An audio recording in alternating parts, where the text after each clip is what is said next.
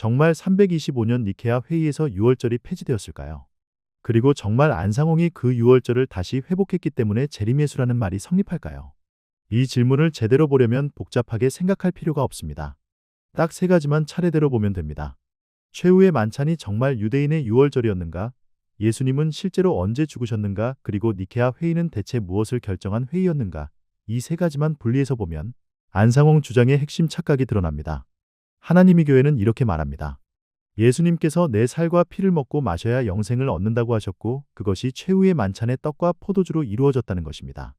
그래서 그 만찬이 유대인의 1월 14일 저녁 유월절이었고 이 유월절을 지켜야 영생을 얻는다고 주장합니다. 그리고 325년 니케아 회의에서 이 유월절이 폐지되면서 영생의 길이 끊어졌고 안상홍이 그것을 다시 회복했기 때문에 그가 재림예수라고 말합니다. 겉으로 들으면 하나의 흐름처럼 보입니다. 그런데 정말 성경과 교회사가 그렇게 말하고 있을까요? 먼저 가장 중요한 질문부터 해보겠습니다. 최후의 만찬은 정말 유대인의 유월절 세대르 만찬이었을까요? 요한복음은 이 문제를 생각보다 분명하게 보여줍니다. 요한복음 13장 1절은 최후의 만찬 장면을 시작하면서 그것이 유월절 전이었다고 말합니다. 또 요한복음 18장 28절을 보면 예수님을 빌라도에게 끌고 간 유대 지도자들은 자신들이 더럽혀지지 않으려고 관정에 들어가지 않았다고 합니다. 왜냐하면 아직 유월절을 먹어야 했기 때문입니다.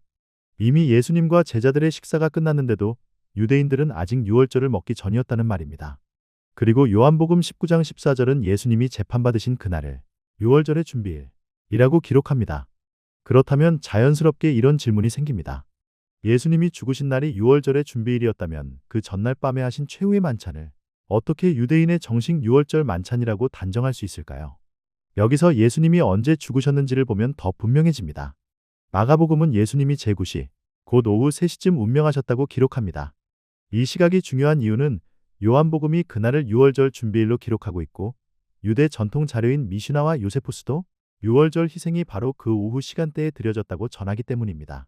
즉 예수님의 죽음은 유월절 양이 희생되는 시간대와 겹쳐 기록되어 있으며 그래서 초대교회는 예수님을 참된 유월절 양으로 이해하게 된 것입니다. 그렇다면 결론은 아주 단순합니다. 예수님이 14일 오후 3시 유월절 양이 잡히는 시간에 죽으셨다면 그 전에 하신 최후의 만찬은 유대인의 유월절 시간과 동일한 만찬일 수 없습니다.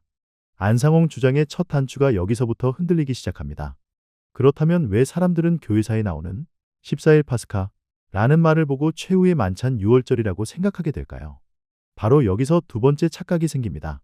교회사가 말하는 14일 파스카는 최후의 만찬 날짜를 말하는 것이 아니라 예수님의 죽으심을 기념하는 초대교회의 전통을 말하는 경우가 많기 때문입니다. 에우세비우스의 기록을 보면 소아시아 교회들은 오래된 전통에 따라 유대인들이 어린 양을 잡도록 명령받은 그 달 14일을 지켰다고 나옵니다. 이 말은 그들이 유대인의 절기 음식을 그대로 재현했다는 뜻이 아니라 예수님의 죽으심을 유월절 어린 양의 성취로 이해하고 그 14일을 중심으로 기념했다는 뜻에 가깝습니다. 브리테니커의 설명도 같은 흐름을 보여줍니다. 소아시아 교회는 예수님의 십자가 사건을 14일 니산에 기념했고 부활은 그 이틀 뒤인 16 니산에 기념했다고 정리합니다. 이건 무엇을 말해줄까요? 아주 명확합니다. 초대 아시아 교회는 예수님의 죽음을 15일이 아니라 14일로 이해했다는 것입니다.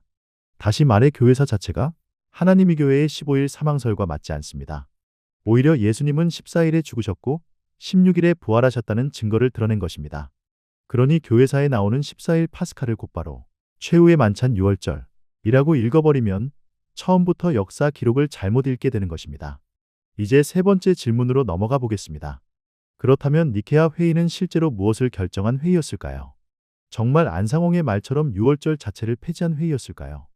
니케아 회의와 관련해 에우세비우스가 보존한 콘스탄티누스의 서한을 보면 그 회의의 핵심은 온 교회가 가장 거룩한 부활절을 같은 날 지키도록 하자는 데 있었습니다. 브리테니커 역시 이 논쟁의 핵심을 파스카를 니산월 14일에 지킬 것인가 아니면 항상 주일에 지킬 것인가의 문제로 설명합니다.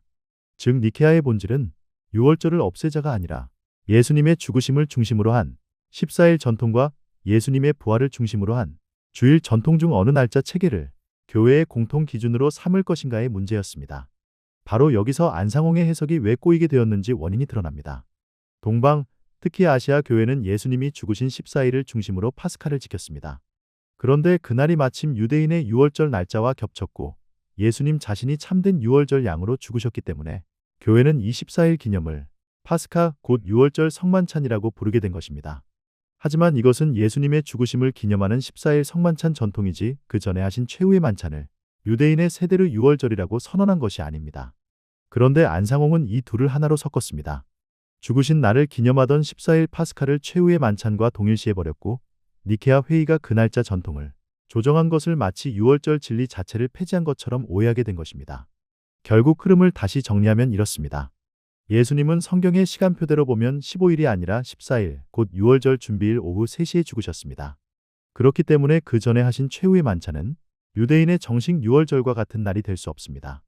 초대 아시아 교회도 예수님의 죽으심을 14일에, 부활을 16일에 기념했습니다. 그리고 니케아 회의는 유월절 진리를 폐지한 회의가 아니라 파스카 성만찬을 어느 날로 통일해서 지킬 것인가를 정리한 회의였습니다. 그러면 이제 처음 질문으로 다시 돌아가 보게 됩니다. 정말 325년 니케아 회의에서 유월절이 폐지되었을까요? 성경을 보면 그렇지 않습니다. 교회사를 봐도 그렇지 않습니다. 오히려 안상홍의 주장은 최후의 만찬, 예수님의 죽으심, 초대교회의 14일 파스카, 니케아 회의의 날짜 논쟁을 서로 구분하지 못한 데서 생긴 해석의 혼동에 더 가깝습니다. 결국 문제는 단순히 날짜 하나를 잘못 본 데서 끝나지 않습니다. 잘못 읽은 날짜 위에 영생 교리를 세우고 그 위에 다시 재림예수 교리까지 쌓아 올렸다는 데 있습니다. 그래서 더 조심해야 합니다. 성경은 감동으로만 읽는 것이 아니라 기록된 순서와 시간표대로 정확히 읽어야 하기 때문입니다.